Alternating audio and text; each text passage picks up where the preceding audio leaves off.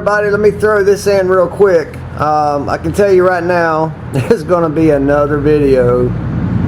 I just am running out of time. I'm hitting 30 and 40 minutes before I can turn around. So I'm only touching a little bit of the porting in this video, and I'm going to keep going, so don't worry.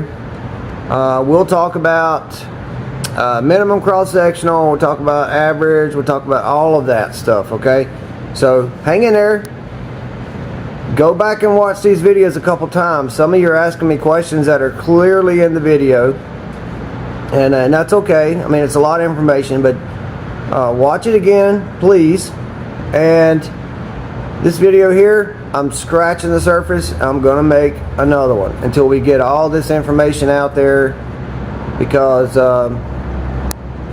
like I said, sometimes porting cylinder heads is black magic, but there is some standards, and that's what I want to teach you, that you can follow, and then you build off of that. Alright, so hang in there, enjoy the video. Hello everybody, it's Brian Salter here, and I want to make sure that there's some clarity on some things. So there was a comment made about that I said in one of my earlier videos about companies advertising flow at 1-inch lift, okay? And I said in the video, lots of racing uses an inch or more than an inch. I don't remember now the exact quotation, but here's what I want you to understand from that.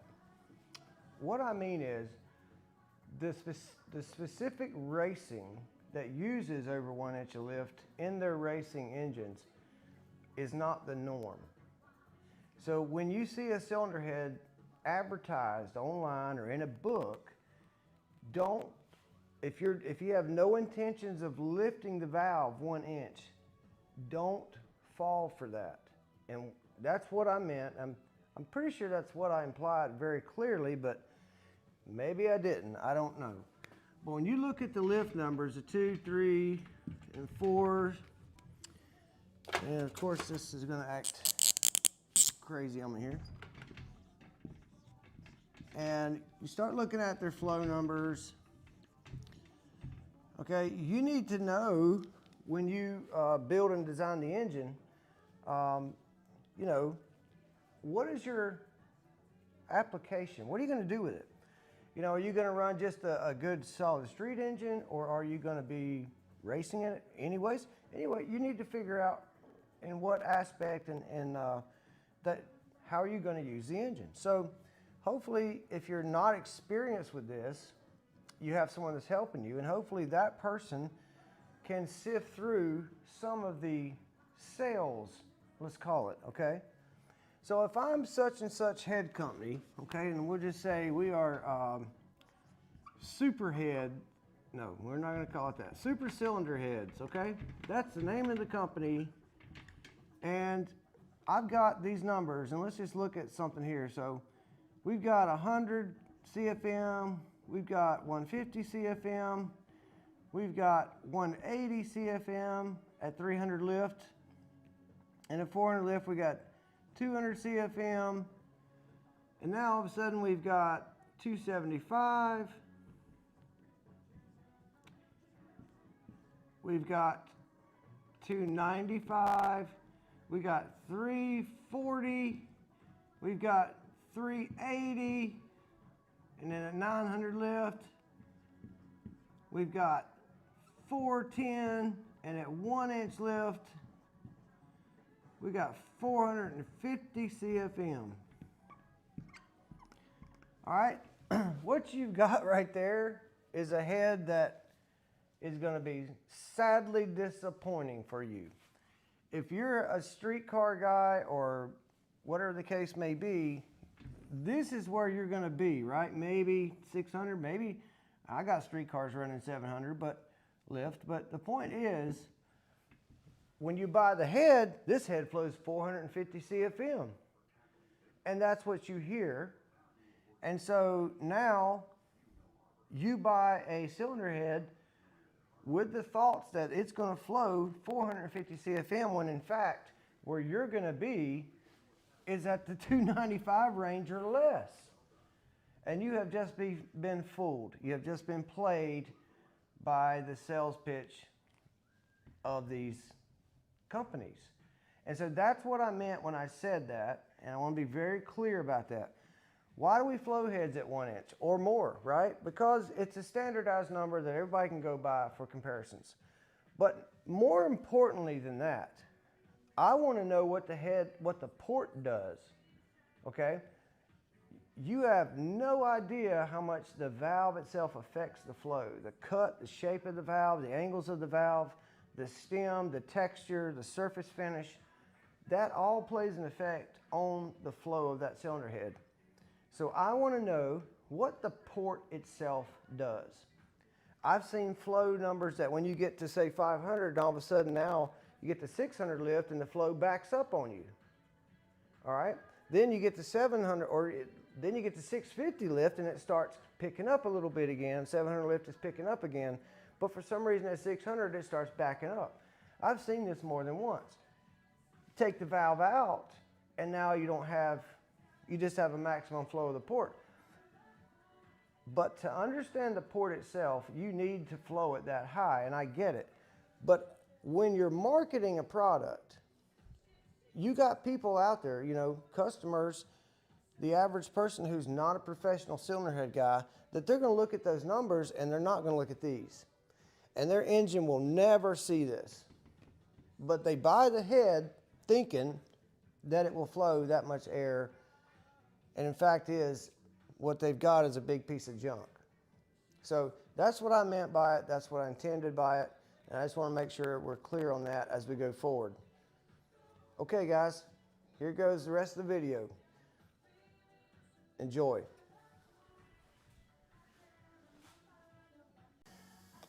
Hey everybody, it's Brian Salter here, and welcome to part 2 of how to port cylinder heads. Right here in front of us today, we have a 350 Chevrolet or 5.7 Chevrolet. Now this engine came out of a boat and it is trashed. It was a saltwater engine, so they ran salt water through the engine to cool it. And it's just garbage, and it's perfect for this illustration because I want to on purposely do whatever we want to do to it, and it's insignificant. So this head came with a 1.94 intake valve, and the first cut we're going to make is going to a 202 valve. That's kind of want to show you the difference there. Obviously a 1940 to 202, you got 60, so that's like 80 thousandths difference in the valve diameter. But let's look at what that does when we cut this pocket, or this valve seat here. All right, so we're gonna start off. I've already got the cutter set to the valve diameter. And by the way, to do that, we use a tool like this. We set the valve in here, I get my pointer to wherever I want the valve seat angle to be, and then I match it up with my cutting tool. All right, here we go. Are we ready? Don't be shocked if you hear a bunch of noise, because I didn't even bother cleaning this thing. This is an older cutter, so it's okay if it's, anyways, basically all this setup right here, I don't care about it. So it's great for video footage. So here we go. This is a 194 seat. We're going to take it up to a 202 to start with.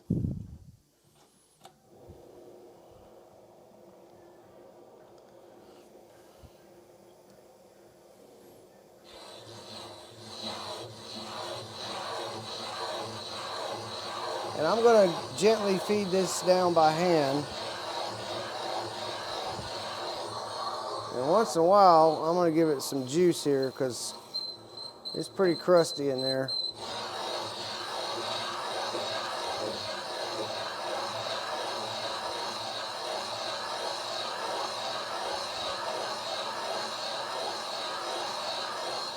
I may wind up having to change that pushback spring, but we'll see how it goes.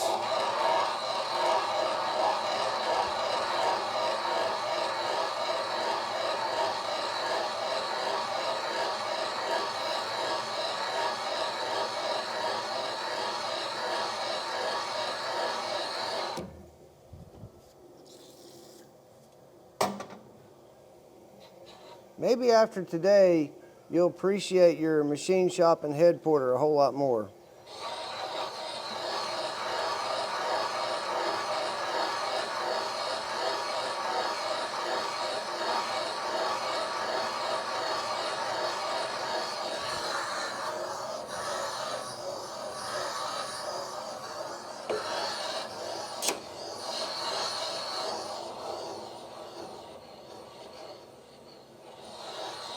Okay, this is about where I want it. So let's take a look here.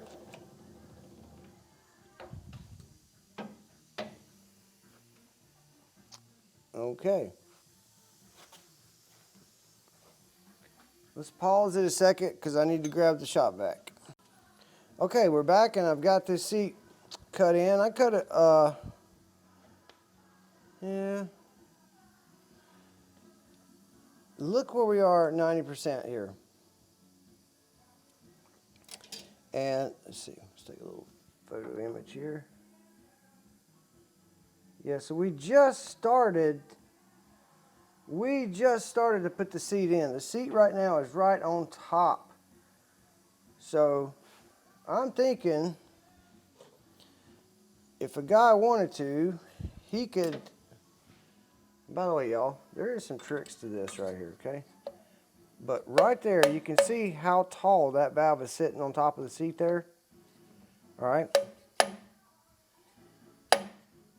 Here's a benefit. Now, I'm not telling you to do it this way. I'm telling you there is some tricks out there, okay? Here's a benefit to having the valve seat like that. This right here, if you can see it, that is actually the seat angle. What this does for you is, especially in low lift situations where you can't run a lot of lift, maybe it's a rule, I don't know the reasons why, but you don't have a lot of lift to the cam, this works super, super good. Putting the seat right on top. Because what it basically does is gives you a lot of flow potential. Flow potential. We talked about that in video 1, remember? There's no top cuts above it. You know, all the tricks we normally do in racing to get cylinder head flow, it's not there yet, okay? But this does work for low lift flow. It really does. All right, so hold that thought. What I'm gonna do very quickly is set this back up real fast. And I'm gonna show you the difference when you put the whole top cut angle and everything on it.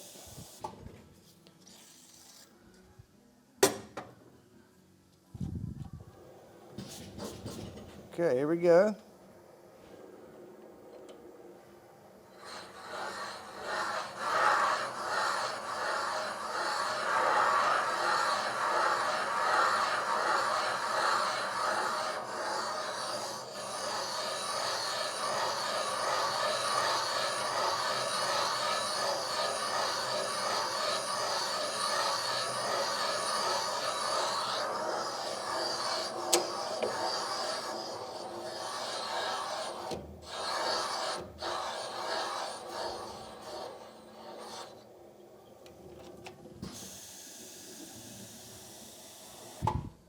All right, now look at the difference in the seat appearance, okay? And I'm gonna quickly evacuate that shaving real fast.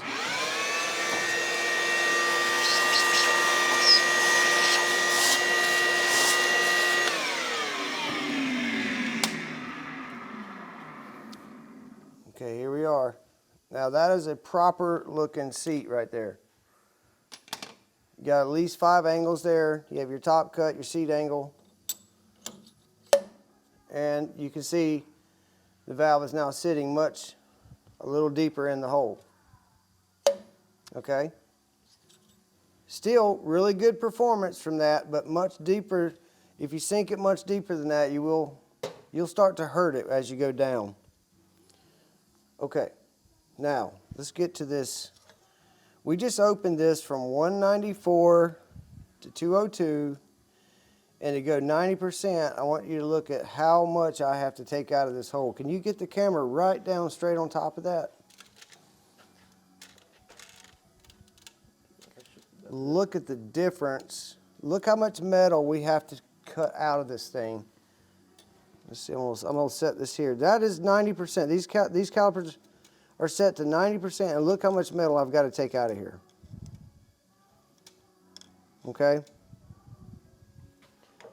So if we were to actually see where we were here, because, you know, I haven't got to this part of the subject matter yet, but a lot of times down in here, I want to be around 93 to 95, and I ain't even at 90. So, my goodness, we are a mile away from where we want to be. And so this goes back to my point of certain cylinder heads, you're better off porting to a smaller valve than putting a giant valve in. Okay? Big difference from 1.818 to that right there. Look at that distance between here. This is where we need to be, and this is where we are. Okay, do you think it's possible I can get all that out of there without poking a hole or hairline crack or whatever? I don't know. You know, have I ported these open like that before? Yes, I have. It's depending on the core shift, because cast iron has core shift, all right? And if it's moved over one way or the other, I could get into a pocket, and now we just ruined the head. And some of these heads are valuable. Obviously, this one's not. But some of the heads out there are you know, they're rare. They're hard to find. And obviously, this chamber is not, this is not a good chamber. Okay, now that was a 202. Let's step it on up there a ways. Let's see what we can get by with. So, I'm going to open this thing up even more.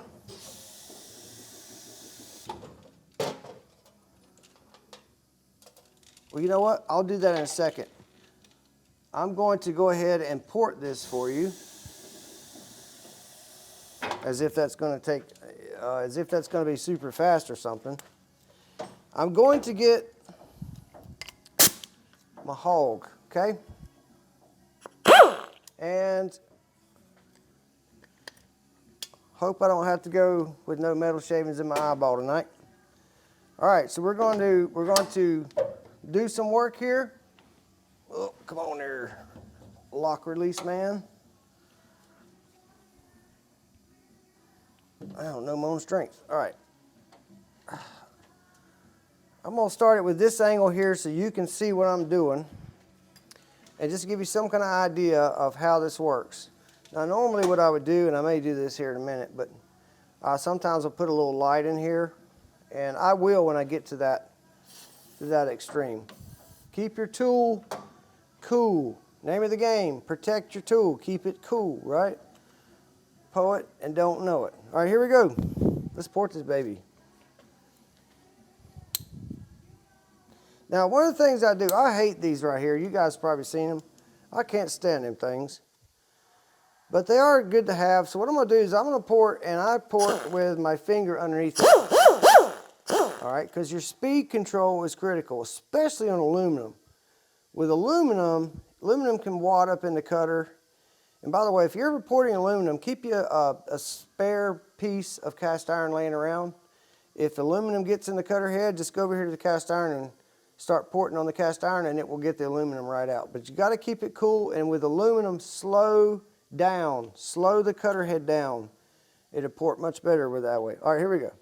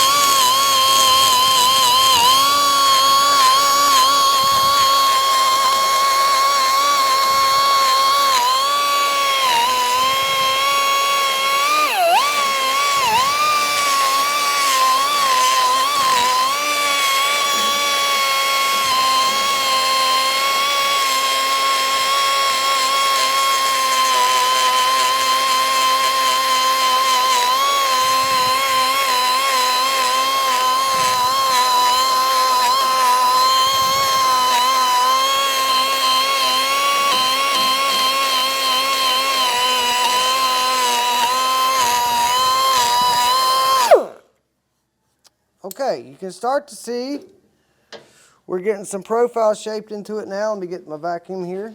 And I mean, I cannot tell you how bad I am getting absolutely pepper sprayed.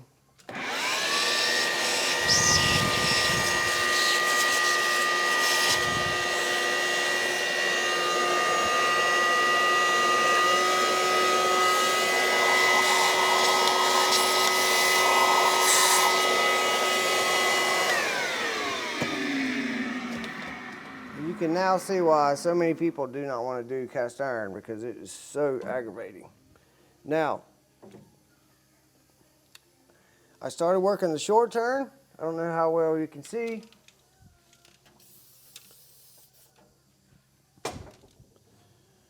But this is just a rough end on the profile.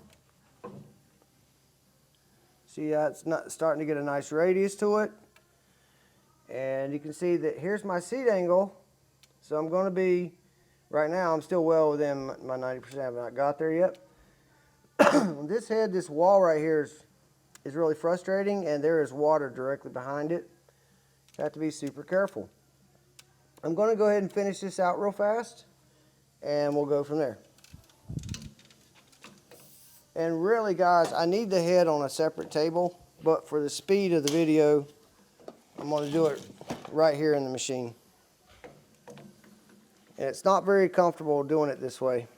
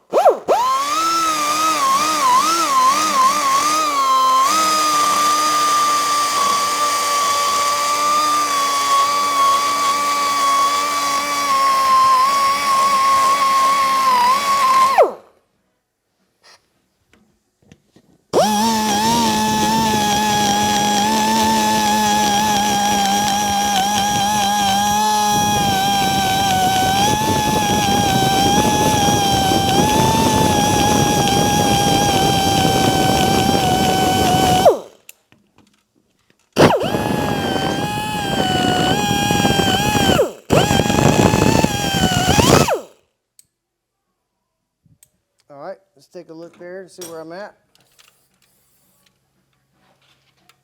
Again, we're working on the profile. So first thing is you understand where to port, how much to port, and now I'm showing you how to port. And that is with lubrication.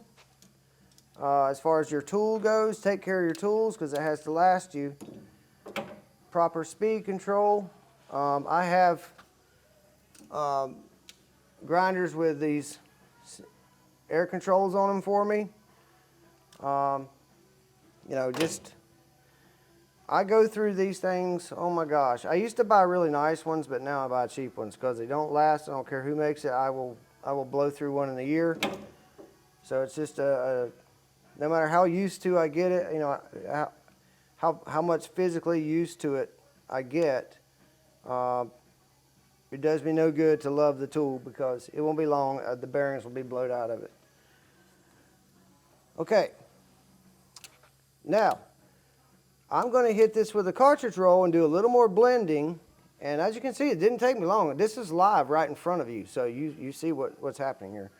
There's a lot of guide work we can do, but the object here is not for me to sit here and pour a cast iron head that I'm just going to throw away. The object is for you to see how it's done and what is important. And it starts with what? It starts with that valve job. Starts with the valve job, okay? And the valve. So let me grab another tool. I'll be right back. What did I do with the other tool? Let's see. Oh, there it is right there. Okay, let me get the brake cleaner. I gotta wash the oil out of the way.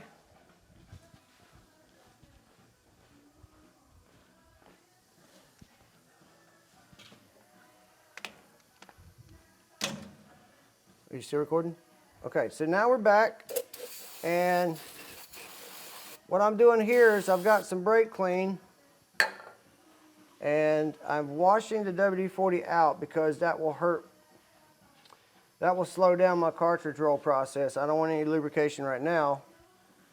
I want the sandpaper to be able to do its job. So we're going to change tools now. I'm going to this, and I have these carbide burrs long as well as these, okay? By the way, never free spin this, okay?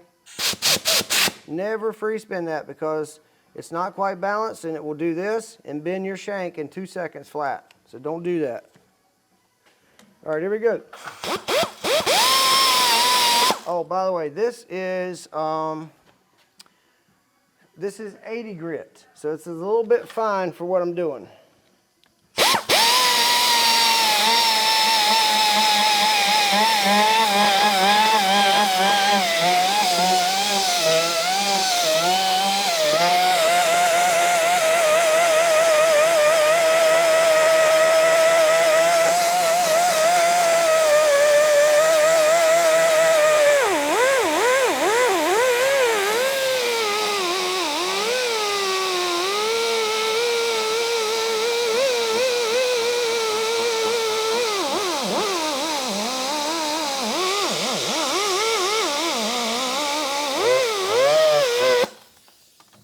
Let's wash this down and get a good visual on it. Okay. Now, y'all, check this out. Let's look in there really well so they can see. I need to take the camera off the mount here. Well, pause it and take it off. Yeah, dude. Okay, so hopefully you got a good view of let me see a second. Of where we started from. Whoa, I'm not used to looking through this here thing. Can you back it up for me? The focus, back away from it. Is there a way to do that? No, you got it. This is the manual focus right here. Yeah, that's what I mean. Turn the knob for me. We're discussing how to run the camera, guys. Yeah. Hey, look, it works. Hey, there you go. Okay, so this wall right here, it's actually not sticking out like you think it is. Optical illusion, but it is sticking out for sure. I can take this all the way in, okay? All I'm telling you is this is where you have to make the choice to say, okay, I'm going to go anywhere from 92 to 95% of my valve, or I'm just going to stay at 90% of the valve, or I'm just going to stay where I'm at. And it don't matter what kind of head it is, you now have to make that choice. And let me give you Dodge 340 guys a tip. When you cut a 202 valve in a Dodge 340 head, you will go through right here if you try to take all that out. Guaranteed you will do it, okay? So anyways, you now have to decide as the head porter yourself, do I want to take this all the way out to the correct percentage, or do I want to just clean it up like it is right here? And that's on you. We need some more light. You got a phone light? Yeah, here. Put the phone light right where they can see in the short term. How about that? No. There you go. Yeah. Okay, so you can see the short turn. I wished I could. This stupid camera's got buttons and lights all over the screen. Okay, there we go. I can see it a little bit now. You can see how I rolled that edge in really nice. And look, this is just the beginning, okay? I can have an entire day in that one runner and it'll look fantastic, okay? But just doing that right there would be an enormous gain. I'm not kidding you. Minimum probably 50 horsepower or more. Minimum, okay? And then of course cleaning the chambers up and all right.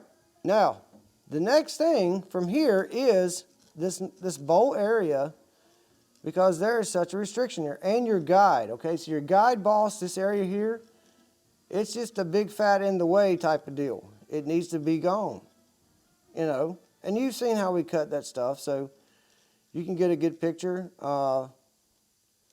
of how it goes. But now look, this affects flow. And normally what I do is I pour it ahead so that the airflow is kicked over to this side. Now the reason I do that is because it helps keep the fuel atomized and it prevents all this area from going lean. Okay, because a lot of times this is the lean side. Anyways, just some pointers there. And it's not the lean side on every chamber design, but it is on a lot of them, so keep that in mind. This is next. How far do we want to go with it? Okay. If this was aluminum head, I've already showed you how I do those. They'll be, depending on what I'm doing, anywhere from 92% to, I mean, you can take them on up there a long ways. But it depends. Why are we making this bigger? Okay. The thing is, you need to understand what you're doing. So why are we doing this right here? Why are we making it bigger? If I get the cross-sectional area perfect, if I get this seat diameter perfect, 90% for me, right? My airspeed is going to be up there. So let's say if this was a 2100 valve, my cross-sectional area by the book, I should have 2.8 on my cross-section. I've got to slow the air down to make that turn. The air is not going to want to make this turn right here coming on the short turn. Okay? The reason we open these up right here is to help slow it down. But if you open it up too much, you slow it down too much. Okay? If you don't open it up enough, you may not have quite as much CFM flow, but the velocity will be there. So you're still going to have an excellent performing head. So this right here is up to the individual. It truly is. All right, let's move on to the runner a little bit.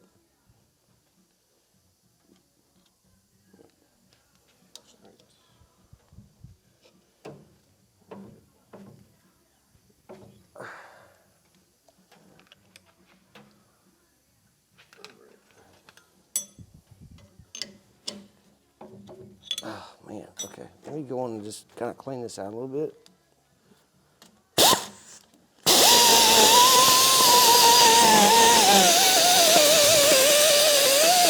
I'm just going to try and get some of this dirt out, the rust out of here.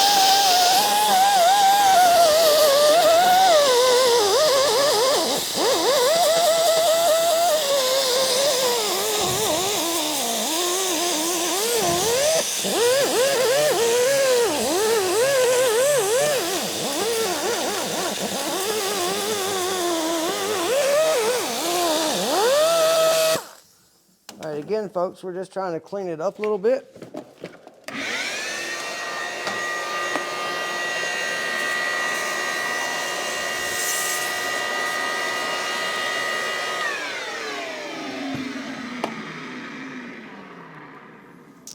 Okay, let me get my,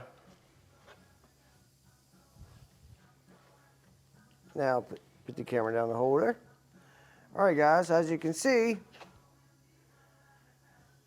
that's a pretty ugly, nasty design, isn't it? All right, so use the math that I showed you in the first video, part 1, of how to figure your cross-sectional area based on the valve diameter that you have, okay? Now, once you figure that, this is where you're going to apply that. And here we go. Okay, most engines, most pushrod engines, this right here is your pinch. This is where your pushrod passes through, also on this side, and you have to make room for that. So this is where we are. And I'm going to, right there, it is barely dragging. My gosh, there ain't nothing left. Look how thin that is. I mean, look how narrow that is. 940 thousandths. Okay, so 940.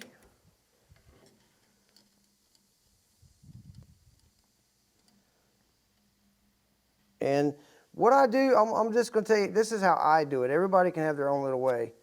What I do is where I find it thinnest at is where I also take the height.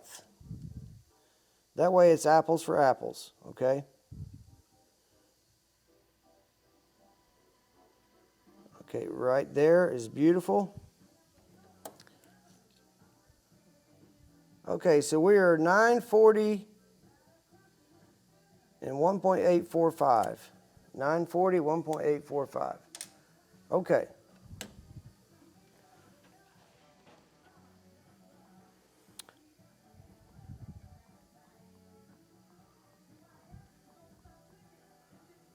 Okay, so that gives me 1.73.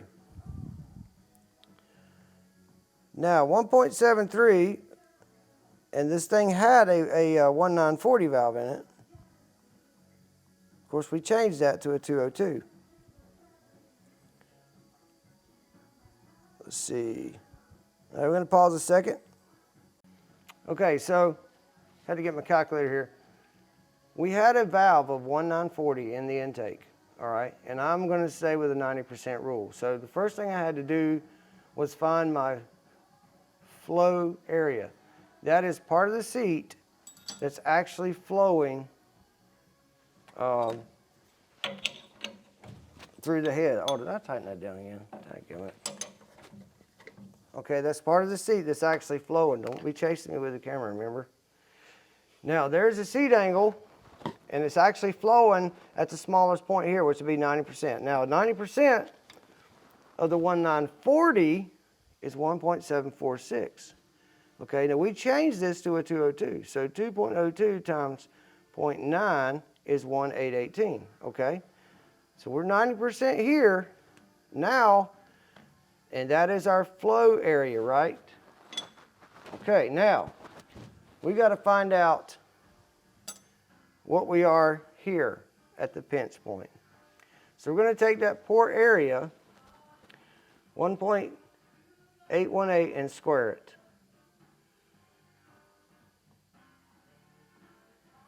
Okay, and that equals, divide that by 4, equals, and then times a constant of 3.1417.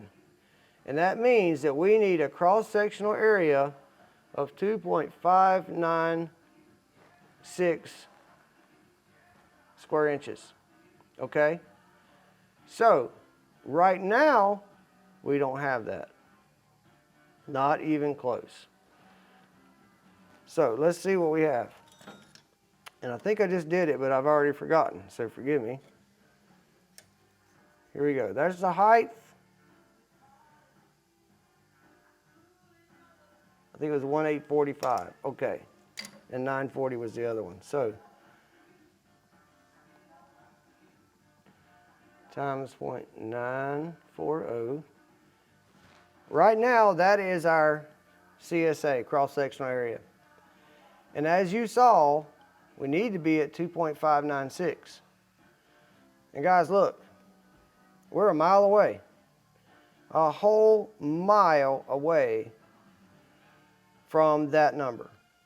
This is so small, okay? So my point is, can I take this to that size? Yes, okay? What will happen is I will be paper thin. I will probably have to put epoxy here. I will be paper thin everywhere. One good overheat, it could crack. So on and so forth. It may crack over time anyway, depending on how seriously close I get to the actual book numbers that we should be at, okay?